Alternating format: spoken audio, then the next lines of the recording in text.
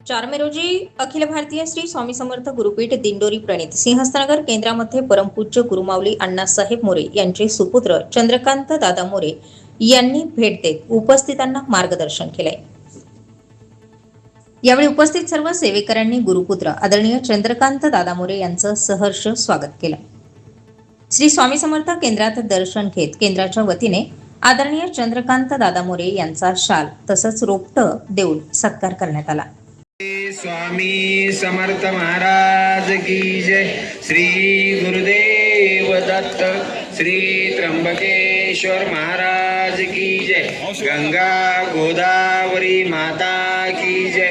सद्गुरु परम पूज्य मोरे दादा की जय।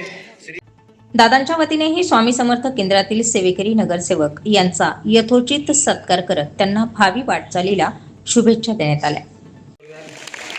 त्यानंतर सौ किरण गामणे ताई यांचाही सन्मान आदरणीय दादासाहेबांनी करावा। पुढील वाटचालीसाठी यांच्याकडून या प्रभागाचा जास्त सेवा घडून यावी अशी मी त्यांना विनंती करतो। या योजनेत सहभागी झालेले आहेत, पण आज आपल्या भागातल्या तालुका प्रतिनिधी सौ विद्याताई देशमुख यांनी स्वतः वैयक्तिकरित्या सहकार्य असं त्यांचे सन्मान आदरणीय दादासाहेबांनी करावा अशी त्यांना विनंती करतो।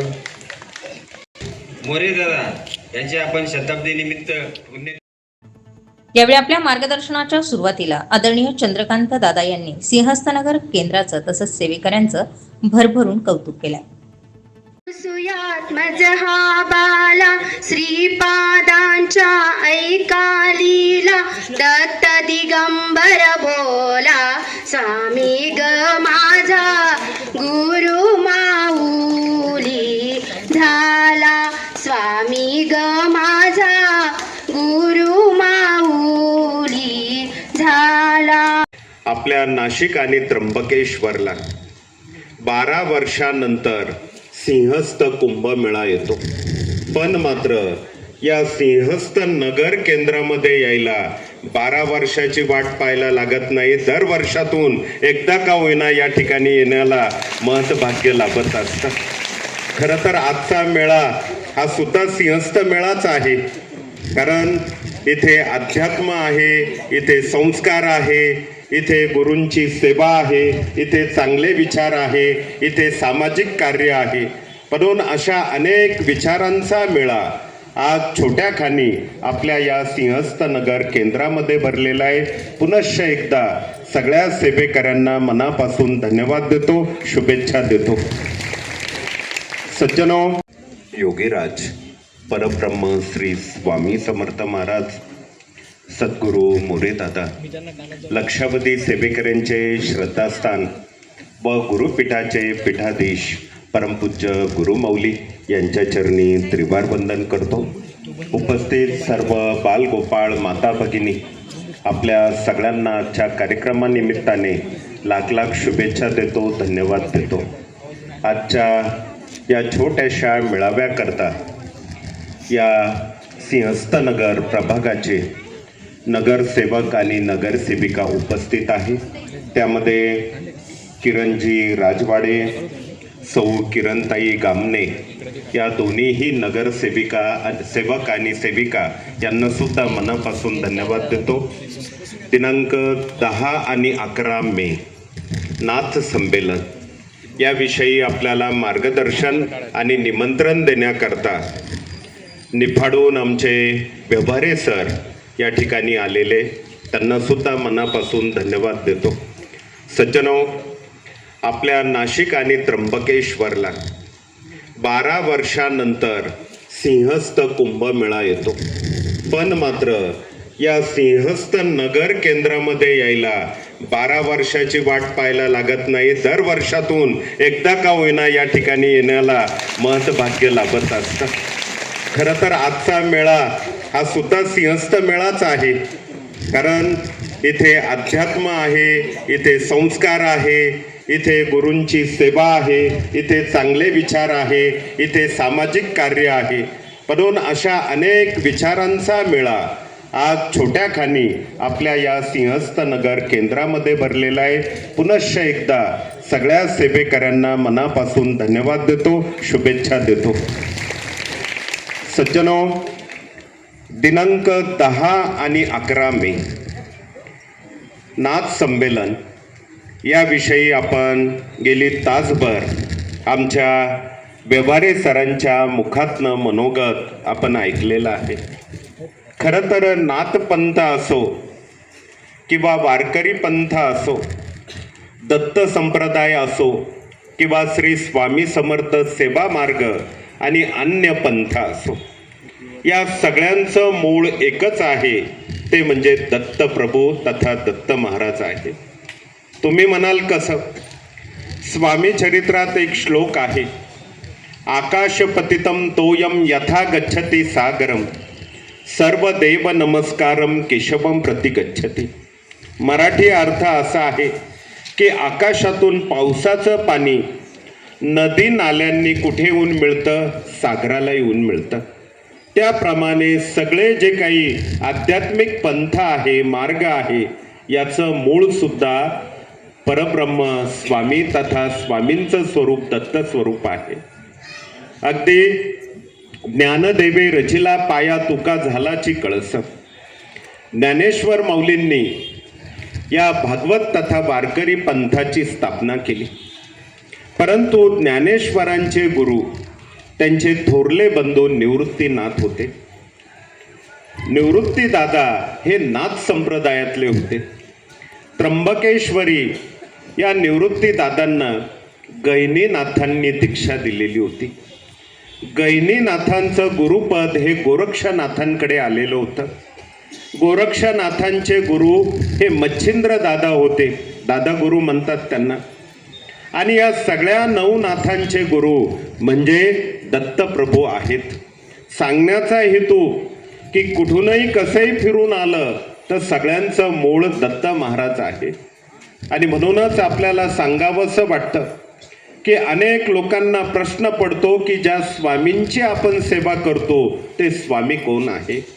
सज्जनो, स्वामींविषयी खूप बोलण्यासारखं आहे, परंतु शके 1071 चैत्र शुद्ध द्वितीया गुढी पाडव्याचा दुसरा दिवस या दिनी पंजाब राज्यातील छेलीखेडे गावामध्ये धरती दुभांगून 8 वर्षाची बालमूर्ती प्रगटली, ते म्हणजे आपले स्वामी होय. स्वामी म्हणजेच दत्त महाराजांचा स्वयंभू अवतार आहे. कथा तशी मोठी आहे, पण थोडक्यात सांगायचं झालं तर 10-12 वर्षाचा एक तरुण मुलगा, त्याचं नाव विजय सिंग होतं. आणि हा मुलगा रोज त्या गावातल्या वडाच्या झाडाखाली गणपतीच्या मंदिराच्या प्रांगणामध्ये गोट्यांचा डाव मांडायचा. मात्र तो एकटाच खेळायचा. त्या मुलाचं गावातल्या कुठल्याही मुलांशी जमत नव्हतं, त्यामुळे त्याला कोणी मित्रच नव्हते. अनेक वर्ष त्या झाडाखाली खेळता खेळता एक दिवस म्हणजे चैत्र शुद्ध द्वितीयेला त्या मुलाच्या मनामध्ये एक बालहट्ट निर्माण झाला. आणि त्याने तो बालहट्ट त्या गणपतीकडे बोलून दाखवला की देवा, या झाडाखाली रोज म्हणे मी एकटाच खेळतो, कमीत कमी तू तरी माझ्यासोबत खेळायला ये. असं म्हटल्यानंतर निळं निरभ्र असणारं आकाश अचानक काळ्या ढगांनी वेढलं गेलं.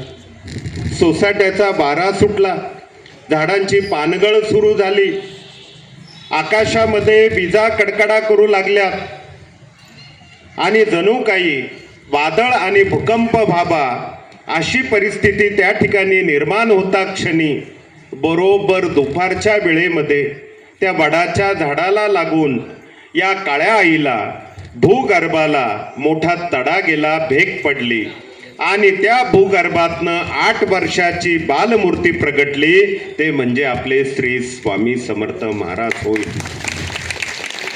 सज्जनो, महाराज त्या निर्माण झालं आणि बरेच लोक अक्कलकोट निवासी स्वामी या नावाने गजर करायला लागले.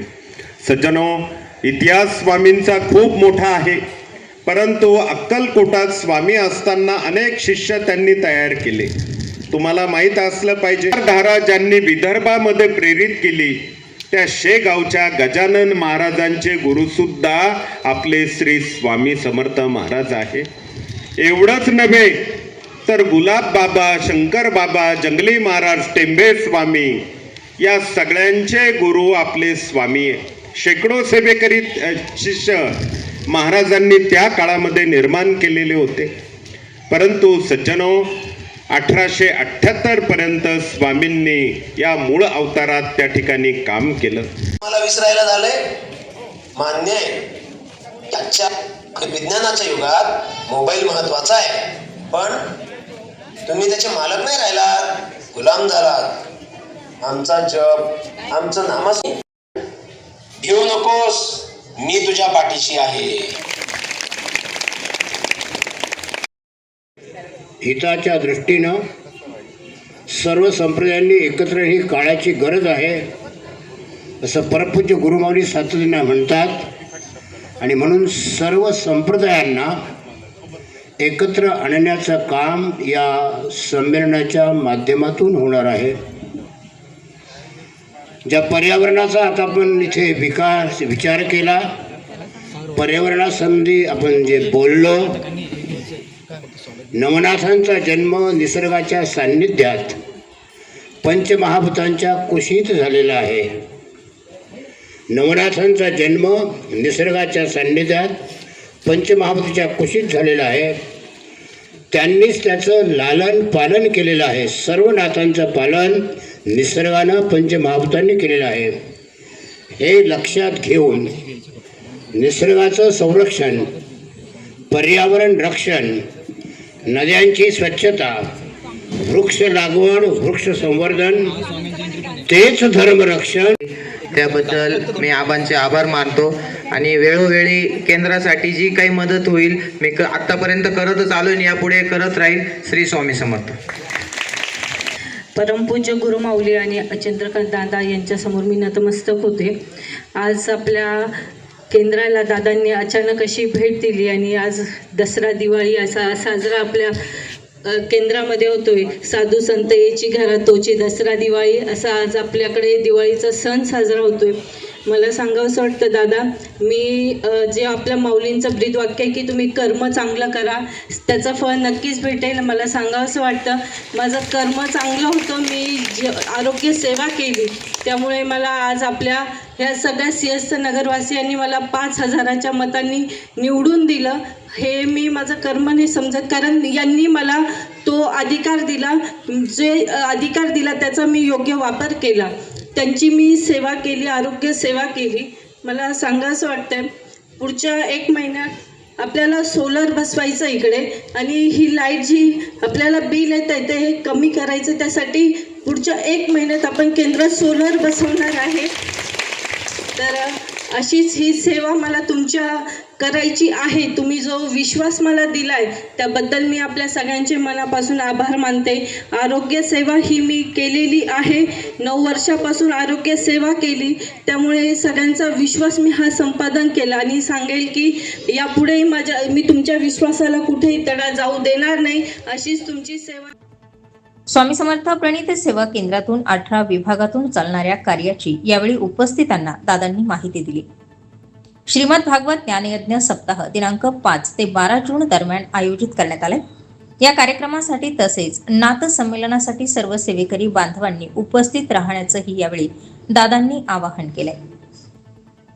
सेवा मार्गाचं महत्त्व यावेळी गुरुपुत्र आदरणीय दादांनी सांगत मनशांती आणि स्वास्थ्यासाठी तसेच संस्कृती, देश आणि धर्म टिकविण्यासाठी सेवा धर्म महत्त्वाचा असल्याची माहिती दिली. या कार्यक्रमावेळी सिंहस्थनगर सेवा केंद्रातील सर्व सेवेकरी बंधू भगिनी उपस्थित होते. स्टार 24 फास्ट न्यूज साठी गौरव पाटील, नाशिक.